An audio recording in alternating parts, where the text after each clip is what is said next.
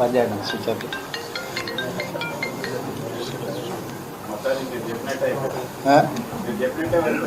మరి మీరు చెప్తున్నారు కదా. ఫస్ట్ నేషనల్ మీడియా మాట్లాడి నెక్స్ట్ స్టేట్ మీడియా మాట్లాడతారు.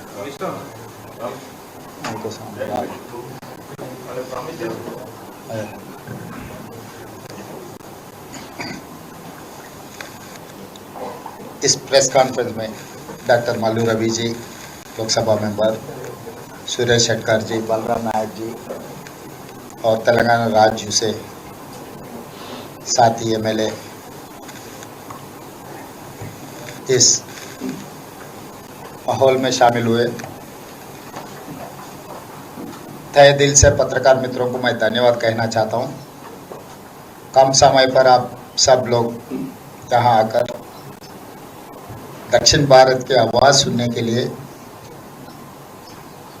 दक्षिण भारत के तकलीफ को आप लोग समझकर जो कानून इस देश के जनता के खिलाफ जो खड़ा किए, हरवाने में आप लोगों का सबका मदद हमें मिला है। हम तहे दिल से धन्यवाद कहना चाहता हूँ। पत्रकार मित्रों, 3 दिन से जो हो रहा है लोकसभा में, इस देश का राजनीति में,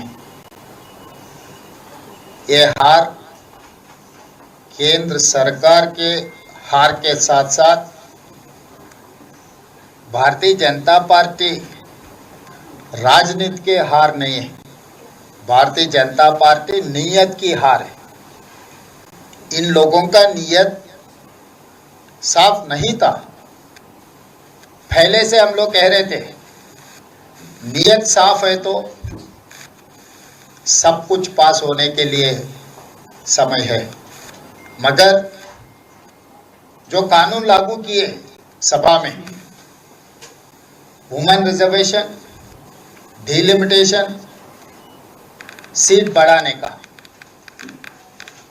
ये दिखने के लिए 3 अलग अलग बिल जैसा दिख रहा है, मगर सीट बढ़ाने के लिए एक मुखौटा बनाया महिला आरक्षण। महिला आरक्षण अगर लागू करना है तो इतने सारे काम का कोई जरूरत नहीं था। जब 23 में बिल पास हुआ है, उसमें आप कुछ अमेंड करना है तो छोटे अमेंडमेंट से महिला आरक्षण लागू करने का कानून में है, मगर थोड़ा पीछे हम लोग गया। भारतीय जनता पार्टी मोदी जी का जो नियत 2024 लोकसभा चुनाव में हम लोग देखे थे, उनका नारा भी हम लोग सुने, अब की बार 400 पार। किस लिए ये नारा दिया हुआ है मोदी जी ने कि संविधान बदलने के लिए इस देश में जो कांग्रेस दिया हुआ डॉक्टर बाबा साहेब अंबेडकर जी ने दलित, आदिवासी, पिछड़े लोगों को जो आरक्षण दिया हुआ है, आरक्षण हटाने का साजिश चल रहे थे। इसीलिए चुनाव में जीतने के लिए, सरकार बनाने के लिए 400 का कोई जरूरत नहीं था, मगर उनका नियत है संविधान बदलने का, आरक्षण हटाने का। इसीलिए 400 सीट जीतने के लिए जो कोशिश किए, देश का जनता जागृत होकर, विपक्ष के दल इकट्ठा होकर उस दिन मोदी जी को 400 नहीं दिए, 240 दिए, तो एनडीए पक्ष को साथ लेकर सरकार बनाया। उनको ये पता हो गया कि इस देश के जनता जागृत हो गए, आगे कभी भी 2/3 मेजॉरिटी भारतीय जनता पार्टी को मिलना मुश्किल हो गए। इसीलिए वो संविधान हटाने के लिए, संविधान बदलने के लिए, आरक्षण हटाना है तो 2/3 मेजॉरिटी का जरूरत थे उनको, आज भी जरूरत है। इसीलिए सीट बढ़ाने का बहाना लेकर 850 तक सीट बढ़ाए तो बड़े राज्यों में जहां जहां पर भारतीय जनता पार्टी का पकड़ है, जहां पर भारतीय जनता पार्टी का सरकार राज्यों में है, उसी राज्यों में, बड़ा राज्यों में उनको जितने सीटों का जरूरत है वो सीट पूरा वहीं पर मिल जाएंगे। तब 2/3 मेजॉरिटी लेकर संविधान बदलने का, आरक्षण हटाने का एक नियत लेकर लोकसभा में कानून लगाए। तो इसीलिए इस देश के जनता इस बार अगर ये सीट बढ़ाने का काम कामयाब हो गए तो मोदी जी और एनडीए सरकार को कोई रोकने वाला नहीं है संविधान बदलने का और आरक्षण हटाने का। इसीलिए देश का जनता पूरा जागरूक होकर, विपक्ष दल इकट्ठा होकर कल लोकसभा में मोदी जी का नियत को हरा दिए। अब बदनाम का काम शुरू कर दिए मोदी जी के सरकार ने कि कांग्रेस पार्टी महिला आरक्षण के खिलाफ है। महिला आरक्षण लागू करने के लिए हम लोग कोशिश किए, महिला आरक्षण बढ़ाने के लिए हम लोग कोशिश किए, इसीलिए जानबूझकर महिला आरक्षण नहीं देने के इरादे से कांग्रेस पार्टी इस बिल को हरा दिए। ऐसा गांव-गांव में, गली-गली में शोर मचाने के लिए जो कोशिश कर रहा है। तो मैं ये आश्वासन दिलाना चाहता हूं मोदी जी को, मोदी जी आपका नियत साफ रखो, कानून सही तरीका से बनाओ। महिला आरक्षण के बारे में हमारा नियत को शक मत करो। इस देश में पहली बार महिलाओं को वोट हक दिए कांग्रेस पार्टी ने। यूनाइटेड स्टेट्स ऑफ अमेरिका में महिलाओं को आरक्षण वोट हक मिलने के लिए 150 साल लड़ना पड़ा, मगर इस देश में जैसे ही आजाद मिलते ही पुरुष के साथ साथ महिलाओं को वोट हक दिया हुआ है कांग्रेस पार्टी ने। इस देश का राष्ट्रपति, इस देश के प्रधानमंत्री, इस देश के लोकसभा स्पीकर, इस देश में गवर्नर, मुख्यमंत्री, हर कुर्सी में महिलाओं को बिठाए। खासकर हमारा पार्टी अध्यक्ष इंदिरा जी से लेकर सोनिया गांधी जी तक पार्टी के अध्यक्ष, उन्हीं महिलाओं के नेतृत्व में कांग्रेस पार्टी बहुत कुछ की है इस देश में। तो हमारा नियत को शक करने का कोई जरूरत नहीं है। लोकल बॉडीज में महिला आरक्षण लागू किए राजीव गांधी ने। आज 50% जो urban local bodies, rural local bodies में जो महिलाओं को 50% आरक्षण मिल रहा है वो कांग्रेस के वजह से, ये भारतीय जनता पार्टी के वजह से नहीं मिला है। एक उदाहरण मैं देना चाहता हूं। अप्रैल 6, 1980 भारतीय जनता पार्टी शुरुआत हुई। आज तक कुछ कम 50 साल होने वाले हैं। 15 अध्यक्षों को नियम किए भारतीय जनता पार्टी ने। एल.के. आडवाणी जी जैसा वरिष्ठ नेता 2 बार 3 बार बन चुका है, बाकी के नेता भी 2 बार बन चुके हैं। मुरली मनोहर जोशी जी 15 बार भारतीय जनता पार्टी के अध्यक्ष बनाए। 15 में एक महिला भी भारतीय जनता पार्टी अध्यक्ष ने नहीं बनाया। दूसरी बात रहा जनरल सेक्रेटरी ऑर्गेनाइजेशन। इतने सालों में एक महिला भी जनरल सेक्रेटरी ऑर्गेनाइजेशन नहीं बनी भारतीय जनता पार्टी का। आपका नियत ही महिलाओं के खिलाफ है। आज कांग्रेस पार्टी को बदनाम करने के लिए कोशिश मत करो। पूरा देश के जनता, 140 करोड़ जनता ने देख चुका है आपका राजनीति क्या है, आपका नियत क्या है। आपके नियत को कल सब मिलकर हरा दिए। आगे कांग्रेस पार्टी को, इंडिया अलायंस को बदनाम करने के लिए कोशिश मत करो।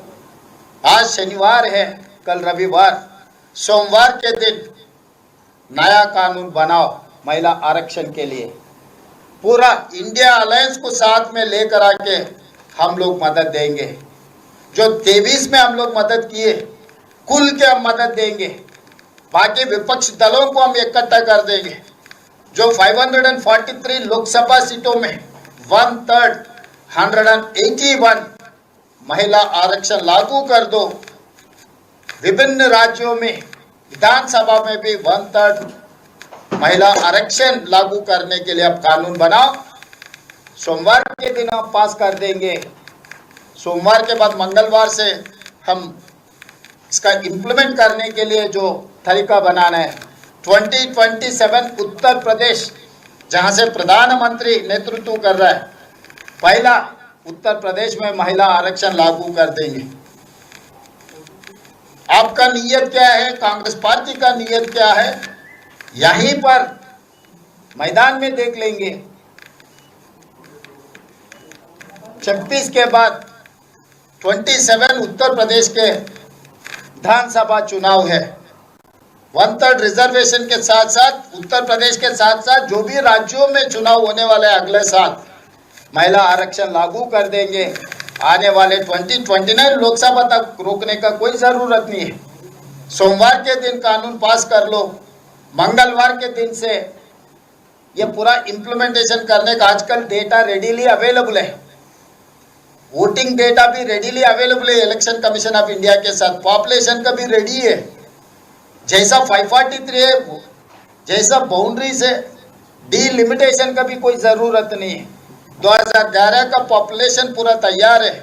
2009 में जो डिलिमिटेशन हुआ है उसी तरीका से 181 1/3 ऑफ द लोकसभा सीट्स और हर राज्य में जो विधानसभा के सीट है 1/3 2011 पॉपुलेशन लेके पूरा महिला रिजर्वेशन लागू किए तो 6 महीने में पूरा कार्रवाई खत्म हो जाएंगे।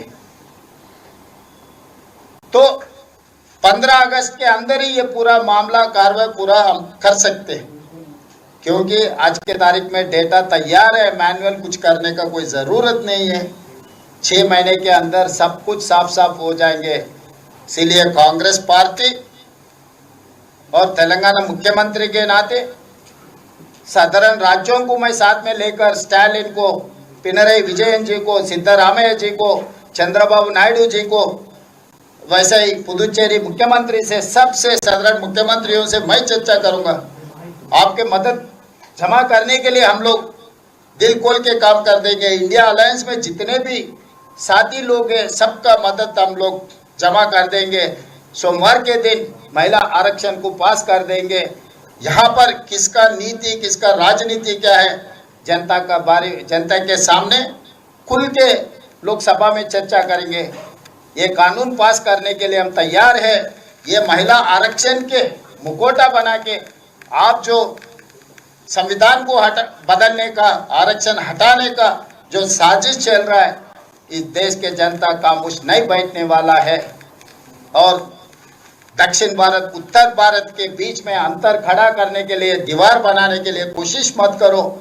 हम लोग इस देश में हिस्सेदार है, हम लोग इस देश का भागीदार है, हम लोग इस देश में रहने वाला है। इस देश तरक्की करने के लिए हम आपसे कोई कम नहीं है।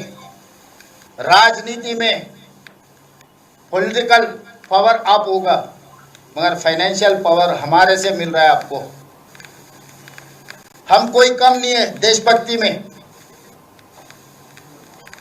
कोई भी हमारे से ज्यादा भी नहीं है देशभक्ति में। हमारा मदद है, देश को बचाने का हमारी जिम्मेदारी है। आप ऐसा नहीं कर सकते। उत्तर दक्षिण भारत का जो अंतर फैला के, उत्तर दक्षिण भारत के बीच में दीवार खड़ा करा के आपके दल को जिताने के लिए कोशिश मत करो। कांग्रेस पार्टी के लिए, खासकर हमारे लिए, पहला देश, दूसरा जनता, तीसरा दल। मगर मोदी जी का राजनीति में पहला दल, दूसरा खुद का मामला, तीसरा देश। हमारे सोचधारा में अलग अलग है। कभी कभी भारतीय जनता पार्टी के नेता लोग कहते हैं भाई मोदी जी का पहला उनका है, बाद में दल है, उसके बाद देश है। वो उनका इरादा है, मैं कुछ नहीं कह सकता हूं। मगर हमारे लिए तो पहला देश है, दूसरा जनता है, तीसरा दल है। तो देश के लिए, जनता के लिए, महिला आरक्षण के लिए हम लोग मदद देंगे। हमारे तरफ से ब्लैंकेट ऑफर मोदी जी को हम दे रहा है। सोमवार के दिन, कल कह रहे थे अमित शाह जी ने 1 घंटा समय दो पूरा कानून बदल के संसद में रखने के लिए। 1 घंटा नहीं, 36 घंटा है 40 घंटा है, अभी से अगर आप हिसाब किताब किए तो पूरा तैयार है। तो इसीलिए कानून बदला दो, महिला आरक्षण के लिए जो कार्रवाई शुरू करना कर दो, सोमवार के दिन बिल इंट्रोड्यूस करो, मंगलवार तक पूरा चर्चा कर देंगे, पास कर देंगे। कांग्रेस पार्टी की ओर से हम लोग ये बयान दे रहे हैं कि महिला आरक्षण के लिए हम तैयार है। कोई हमको हम बदनाम करने में कोई कोशिश किए तो कोई मानने वाला नहीं है, हम पलट के जवाब देंगे। जो बिल आप का जिक्र आप कर रहे हैं वो 2023 का नारी शक्ति वंदन अधिनियम बिल होगा या उसको बदल कर उसमें ओबीसी आरक्षण का प्रावधान देकर लाया जाएगा? हमारा मांग है ओबीसी रिजर्वेशन भी उसमें मिलाना है। अगर ओबीसी रिजर्वेशन मिलाने के लिए कुछ समय लगे तो जैसा है वैसा ही 2027 से लागू करने के लिए आप अमेंडमेंट कर दो। आगे जो अमेंड करना है तब भी हमारा मदद रहेंगे। हमारा मांग है रिजर्वेशन, महिला रिजर्वेशन कोटा में सब कोटा कर दो। और कोटा में सब कोटा करने के लिए कुछ दिक्कत हो रही है, कुछ समय लग रहा है, तो पहला महिला आरक्षण लागू कर दो, आगे कोटा में सब कोटा बनाने के लिए जो कानून बनाने है बना दो। सवाल ये है कि जब ये कवायद चल रही थी महिला आरक्षण के मद्देनजर, उसी दौरान आपने दक्षिण भारत के जितने भी मुख्यमंत्री हैं सबको आपने चिट्ठी लिखी और बोला कि आइए एक साथ मिलकर इस लड़ाई को लड़ते हैं। सवाल मेरा ये है कि आपको समस्या डिलिमिटेशन से, महिला आरक्षण से नहीं थी, आपने पहले भी इसको साफ किया है। दक्षिण भारत के डिलिमिटेशन को लेकर क्या फॉर्मूला होना चाहिए, किस तरीके से आप देखते हैं? क्योंकि लगातार चाहे सोनिया गांधी हो, प्रियंका गांधी हो, राहुल गांधी हो, लगातार ये कहते रहे कि हम आरक्षण के विरोध में नहीं है, हम डिलिमिटेशन के खिलाफ है। साउथ और नॉर्थ को बांटने की कोशिश है, फॉर्मूला क्या है, किस तरीके से देखते हैं? मोदी जी का फार्मूला है प्रोरेटा, दक्षिण भारत के मुख्यमंत्रियों का फार्मूला है हाइब्रिड मॉडल। हम चर्चा करना है, हम कौन है, स्टेक होल्डर सबसे चर्चा करो, विपक्ष दलों से चर्चा करो, सिविल सोसाइटी से चर्चा करो, एक नया सिस्टम जिसको भी नुकसान नहीं पहुंचाए जैसा इस देश को इकट्ठा करने के लिए जो जरूरत है उसके बारे में चर्चा होना है।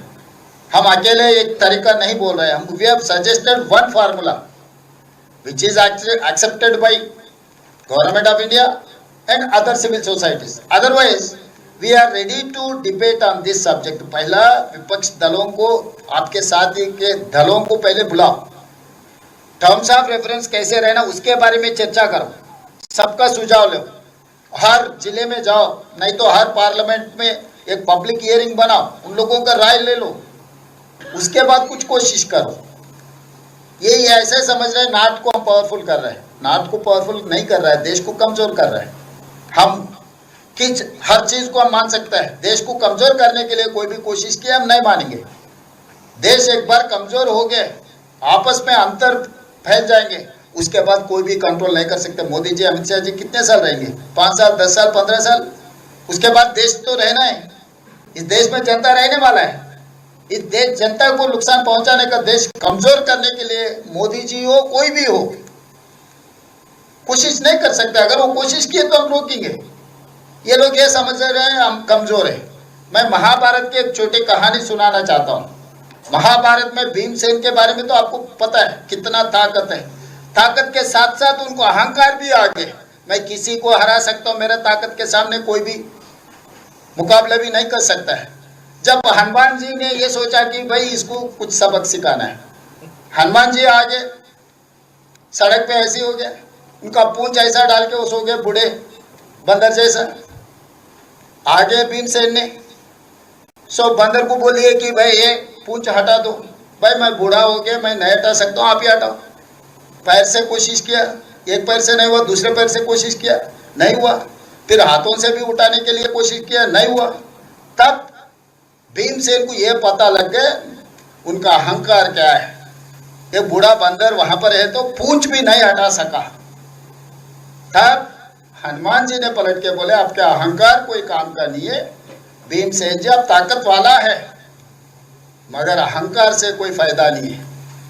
मोदी जी को भी 12 साल से बार बार कानून बिना चर्चा पास करवाते गए। किसी को केस से धमकाओ, किसी को इसमें ले लो, किसी को डराओ धमकाओ, किसी को एब्सेंट कराओ, सब सारे कोशिश किए, कल उनके अहंकार की आड़ है। पूरा देश की जनता हनुमान बनकर पूंछ डाला है मोदी के सामने, वो पूंछ नहीं हटा सका। मोदी जी का अहंकार हार गए कल। तो इसीलिए इतिहास से कुछ सीखना है, इतिहास को पढ़ना है। मोदी जी रामायण महाभारत हमेशा पढ़ते रहता है, उसमें से हनुमान जी का भीमसेन का ताकतवर भीमसेन का अहंकार कैसे उतार दिए हनुमान ने, ये पढ़ लिए तो उनको कल का हार जीत, कल कानून क्या हुआ वो पता लग जाएंगे। 2026 की जातिगत जनगणना के बाद ये लागू करें, तो आप कह रहे हैं कि 2011 से 26 से करना है तो तुरंत 1 साल के अंदर खत्म कर दो, मगर 26 के बाद जो भी उत्तर प्रदेश चुनाव में करना है तो 2011 का भी ले सकता है, क्योंकि 2009 में हम डिलिमिटेशन किए, उसी डिलिमिटेशन के आधार पर जब महिला आरक्षण लागू करना है तो उससे करो। सीट बढ़ाने के नाम पे आरक्षण हटाने का, संविधान बदलने का साजिश मत करो।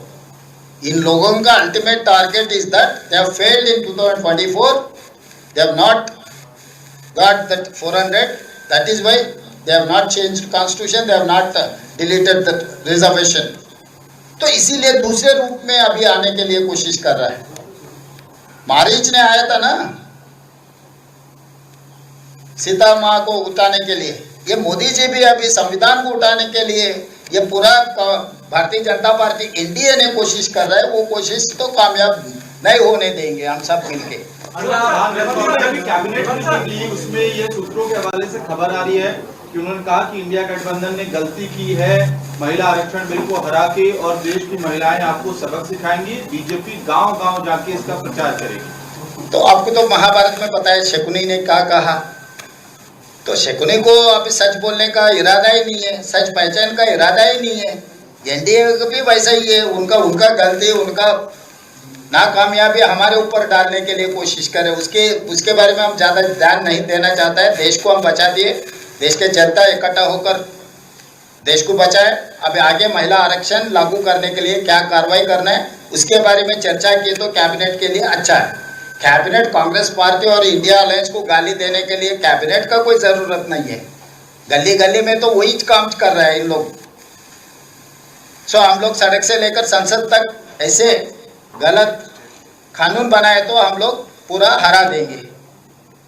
हेमंत सर, 24 में जो रिजल्ट आया उसके बाद अब जो 850 की बात जो कही जा रही है, क्योंकि कल पास नहीं हो पाया, आपको लगता है कि साउथ में चूंकि बीजेपी उतनी स्ट्रॉन्ग नहीं है लेकिन वो कवायद कर रहे हैं कि स्ट्रॉन्ग हो वहाँ पर उस कंपेरिजन में, क्या फ्यूचर में अगर ये पास होता है किसी भी हाल में तो साउथ की जरूरत जो मौजूदा सरकार को उनको नहीं होगी, और इससे क्या इकोनॉमिकली भी नुकसान होगा साउथ और नॉर्थ के बीच में? देश के लिए नुकसान है, जनता के लिए नुकसान है, ये दलों का नुकसान नहीं है। देश इकट्ठा होकर लड़े तो इकट्ठा होकर तरक्की किए तो अलग रहता है, इकट्ठा होकर सरकार बनाए तो अलग है। जब अलग अलग राज्यों ने 6-7 राज्यों में उत्तर प्रदेश, बिहार, बंगाल, मध्य प्रदेश, राजस्थान, गुजरात और महाराष्ट्र 7 राज्यों ने बैठकर सरकार बनाए तो बाकी राज्यों क्या करने वाला है? छोटे राज्यों ने क्या करना है, साधारण के राज्यों ने, दक्षिण भारत के राज्यों ने क्या करना है? तो सरकार में सबका हिस्सा होना है, सब भागीदार होना है, यही हमारा राय है। इसीलिए हम लोग कोशिश किया, हमारा नुकसान कैसे पहुंचाने के लिए कोशिश कर रहा है। They cannot punish us because of our growth, or we are law abiding citizens. You cannot punish law abiding citizens. Sir, Andhra Pradesh chief minister का पर ये कहना है कि जैसे ये डिलिमिटेशन बिल का ना आना, 50% प्रोपोर्शनल सीट्स का ना आना is a great disservice to southern states, to eastern states and other smaller states as well. उनका ये कहना है कि अब आर्टिकल 81 की वजह से, जब पॉपुलेशन की वजह से जब सीट्स इंक्रीज होंगी तब तो फेडरल स्ट्रक्चर ब्रेक होगा, ये चंद्रबाबू नायडू कहते हैं। तो चंद्रबाबू नायडू जी ने क्या कहा मैं सुना ही नहीं। चंद्रबाबू नायडू समझदार है, तजुर्बा वाले हैं, वो गलत कहता बोल के मैं नहीं समझता हूँ। अगर पॉपुलेशन बढ़ाना है, अभी नारा दिए, पॉपुलेशन दिखना है तो और 30 साल लगता। जो उनका नारा अगर पास होना है तो और 30 साल, 20 साल, 25 साल लगने वाला है। तो इसीलिए नायडू जी को भी पता है, इसीलिए खुल के वो कुछ नहीं कहा। मोदी जी जो कानून लाए उसके बारे में तो नायडू जी ने कुछ खुल के तो कुछ नहीं कहा। तो समझदार को इशारा काफ़ी है, उससे ज़्यादा मैं नहीं कह सकता हूँ। If you go by the 50 census, South will lose the seats. If you go by the 50% formula, South may get good seats. This is the. भाई देखो, कुछ भी झूठ बोलने के लिए भारतीय जनता पार्टी जो भी कोशिश कर रहा है वो कोशिश कामयाब नहीं होने वाला है। मैं पहले से एक ही कंपैरिजन बोल दिया कि केरला में आज 20 है, उत्तर प्रदेश में 80 है, दोनों के अंतर 60 है। कल 50% बढ़ रहा है तो केरला में 30 बन जाएंगे, उत्तर प्रदेश तो 120 बन जाएंगे, दोनों के अंतर 90। तो यहाँ सीधा सीधा परसेंटेज, अरे परसेंटेज वाजपेयी वोट परसेंटेज से आ रहा ना, ये वोट से हार गए। हर जगह में परसेंटेज ये नहीं होते। आपके पिताजी कुछ पैसे दिए, आपका ने 10 लाख है, आपके बड़े भाई का ने 1 करोड़ रुपए। मैं दोनों को 100% पूरा उनका जो भी हिस्सा है फिर दोबारा देने के लिए कोशिश की, तो अब 10 लाख मिलने वाले, आप 20 लाख बन जाएंगे, उन तो 2 करोड़ हो जाएंगे। पिताजी तो बोल रहे हैं कि परसेंटेज सेम दे रहा हूँ मैं 2 बेटों को, मगर आपका ने 10 लाख है, उनका ने करोड़ रुपए है। 10 लाख वाले को 10 लाख मिल गए, 1 करोड़ को दूसरे करोड़ मिल गए, तो 10 लाख वाले 20 लाख बन गए, 1 करोड़ वाले 2 करोड़ बन गए। तो परसेंटेज तो आपको सेम दिखता है, मगर एक्चुअल में तो फर्क अंतर बहुत ज़्यादा है। तो ये परसेंटेज का ये भटकाने का चर्चा तो खत्म हो चुका है, इसके बारे में कोई चर्चा करने से कोई फायदा नहीं है। आगे क्या कार्रवाई करना है उसके बारे में चर्चा होना है। कम से कम अभी तो भी केंद्र सरकार ने विपक्षी दलों को पहले बुलाना है, राय लेना है। महिला आरक्षण लागू करने के लिए क्या क्या कार्रवाई करना है चर्चा करने के बाद, कंसेंसस बिल्ड करने के बाद आगे जाएंगे। इतना ही हमारा सुझाव है। ఈరోజు దేశ ప్రజలందరూ గత 3 రోజుల నుంచి దేశ రాజకీయాలలో జరుగుతున్న పరిణామాలు, లోక్సభలో జరిగిన చర్చల్ని, లోక్సభలో కేంద్ర ప్రభుత్వం ప్రవేశపెట్టిన బిల్లులను, చర్చలతో పాటు కేంద్ర ప్రభుత్వం ఓటమిని ప్రజలు కల్లారా చూసిండ్రు। ఈ ఓటమి భారతీయ జనతా పార్టీ తెచ్చిన చట్టాల ఓటమిగా చూడాల్సిన అవసరం లేదు।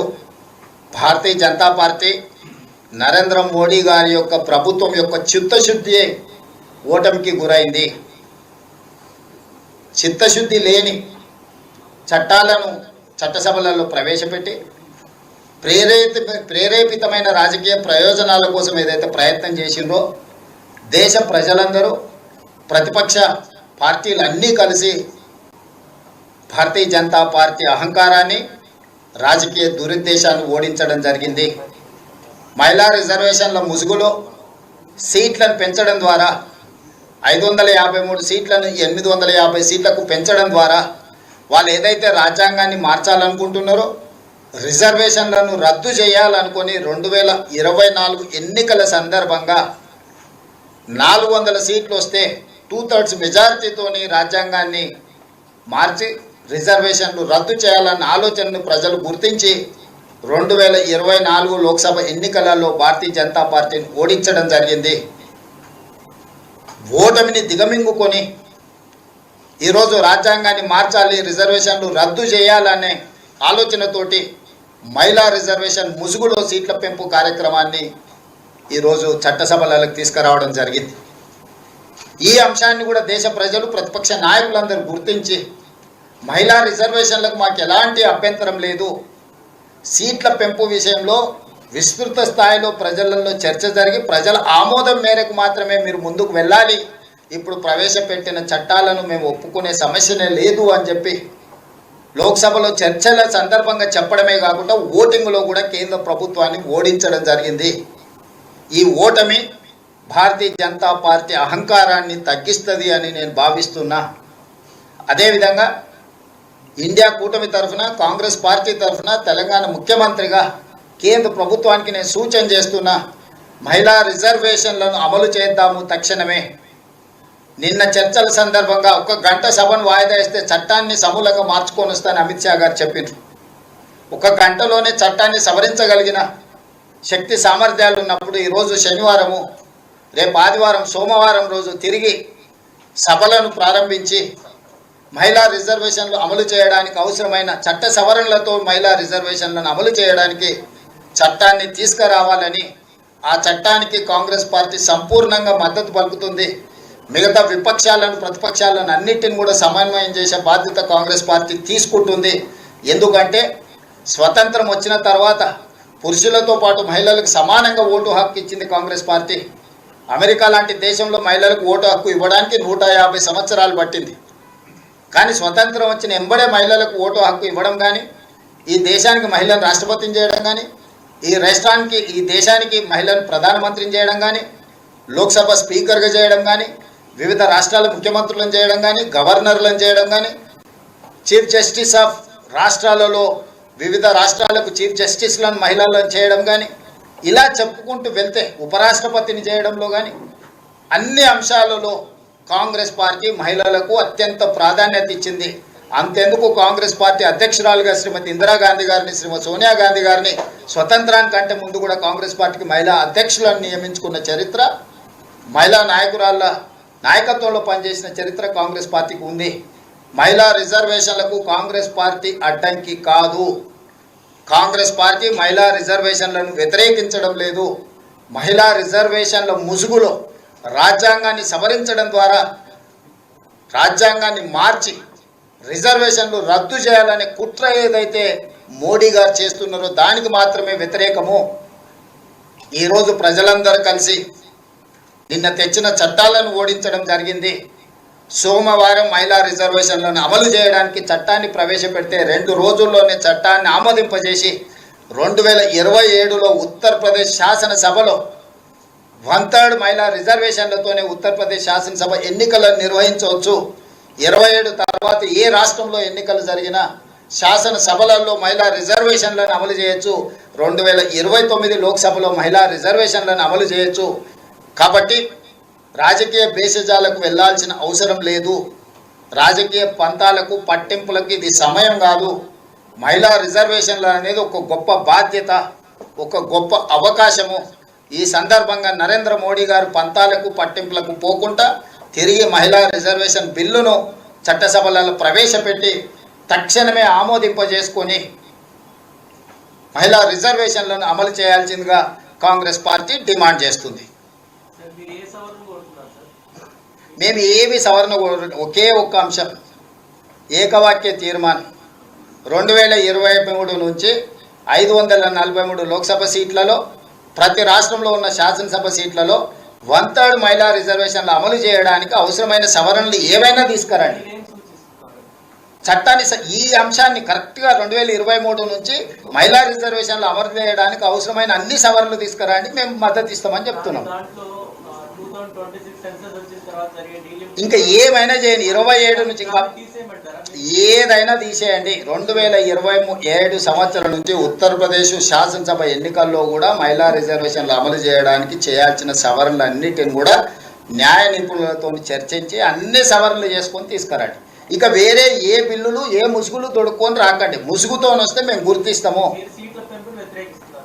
ఇప్పుడు ఆయన ఎన్నుకున్న విధానాన్ని వ్యతిరేకిస్తున్నాం. సీట్ల పెంపు అనేది అంశమే కాదు, సీట్ల పెంపులో ఆయన ఎన్నుకున్న విధానాన్ని సంపూర్ణంగా వ్యతిరేకిస్తున్నాం. ఇది దేశంలో దక్షిణ భారతదేశం, ఉత్తర భారతదేశంలో అంతరాన్ని పెంచుతుంది. చిన్న రాష్ట్రాలు, పెద్ద రాష్ట్రాల మధ్యలో అంతరం పెంచుతుంది. ఇది దీర్ఘకాలికంగా దేశ సమైక్యతకే ప్రమాదకరంగా మారుతుంది. ఈ ప్రమాదాన్ని నిలువరించడం బాధ్యతగా, దేశ సమగ్రతను కాపాడడం మా బాధ్యతగా భావించి నిన్న చట్టసభలలో మోడీ గారు ప్రవేశపెట్టిన చట్టాలను ఓడించినము. ఇప్పుడు వాటి మీద ఇంకా చర్చ లేదు. ఇప్పుడు కేవలం మహిళా రిజర్వేషన్లు అమలు ఎట్లా చేయాలో దాని మీదనే ముందుకు వెళ్దామనే మా సూచన.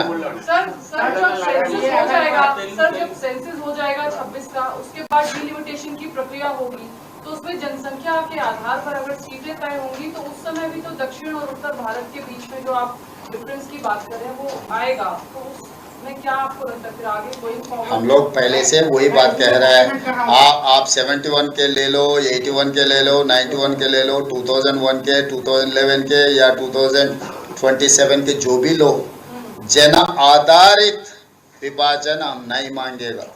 क्योंकि 1970 में जो केंद्र सरकार ने जो आदेश दिया हुआ है हम लोग पालन किए.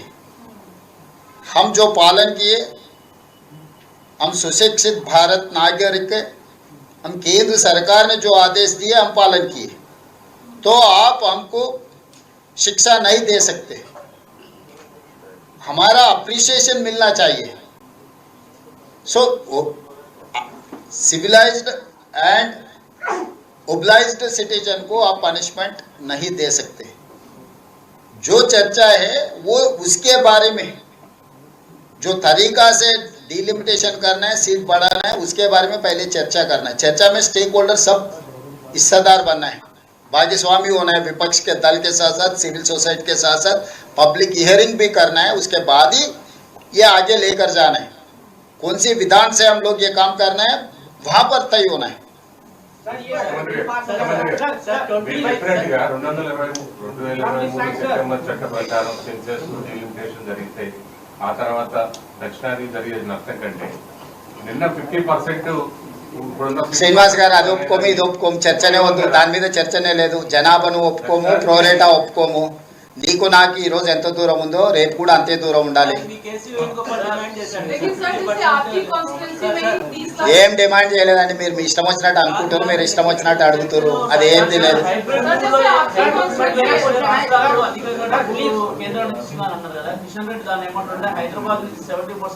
ఇప్పుడు కిషన్ రెడ్డి ఏంది అంటే, కిషన్ రెడ్డి అయినా డాక్టర్ లక్ష్మణ్ అయినా మోడీ గారిని సంతోషపెడితే పదవి వస్తుంది అనుకుంటారు, ప్రజలు లేకపోయినా పర్వాలేదు అనుకుంటారు. పోనీ కిషన్ రెడ్డి గారు ఏం చెప్తారు, దక్షిణ భారతదేశానికి తెలంగాణకు నష్టం జరగకుంటే కిషన్ రెడ్డిని చెప్పమనుర్రి. నేను చెప్పిన దాన్ని విమర్శించడం కాదు, ప్రత్యామ్నాయం ఏందో కిషన్ రెడ్డి గారిని చెప్పమనుర్రి. మోడీ గారి భజన చేస్తే పదవి వస్తుంది సరే, కానీ ఆడ నువ్వు గెలవాలి కదా. నీ నెంబర్ అవసరం ఉంటేనే కదా మోడీ గారు నీకు ఇచ్చేది, లేకపోతే నీకు బంట్రోతు ఉద్యోగం కూడా ఇయ్యాడు కదా. అది కిషన్ రెడ్డి గారు గుర్తించాలి కదా. అది కదా నేను చెప్పేది.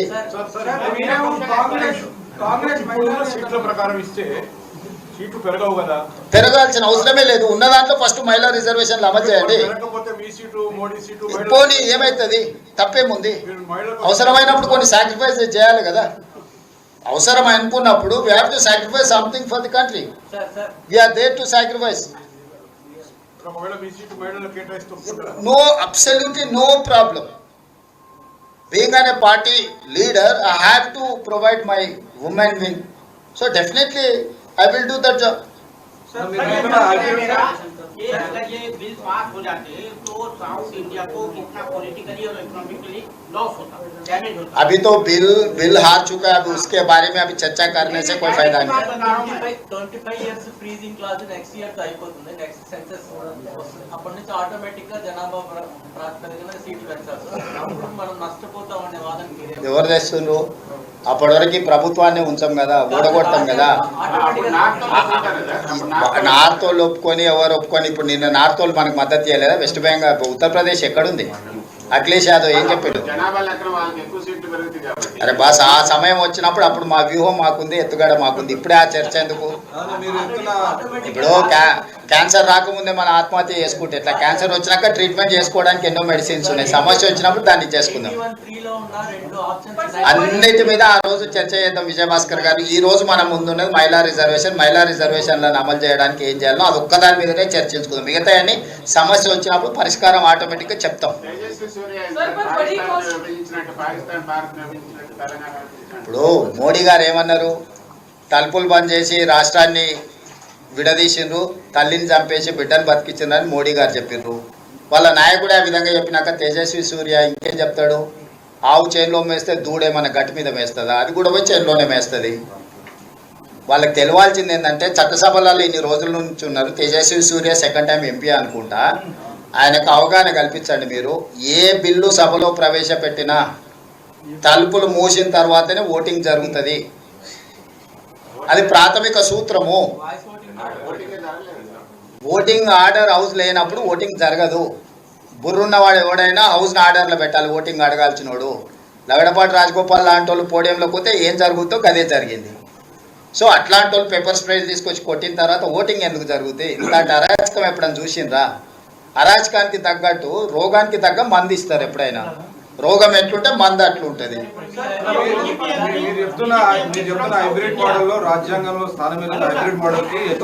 ప్రోరేటకు ఉందా? 50% ప్రోరేటకు రాజ్యాంగంలో ఉందా? మోడీ ఒక మోడల్ చెప్పిండా, మేము ఇంకొక మోడల్ చెప్తున్నాము, చర్చ చేయి నువ్వు.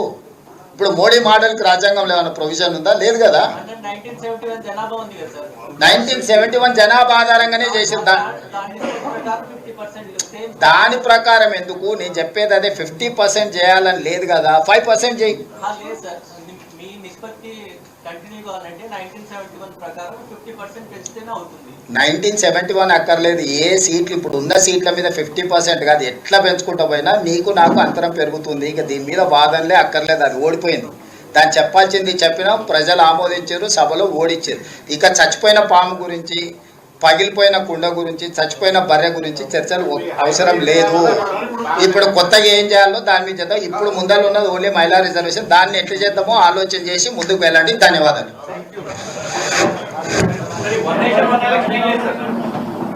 లేదప్పా, ఏం చేద్దాం, ఇంటికి పోయి అన్నంతేనా ఆలోచన చేద్దాం. సార్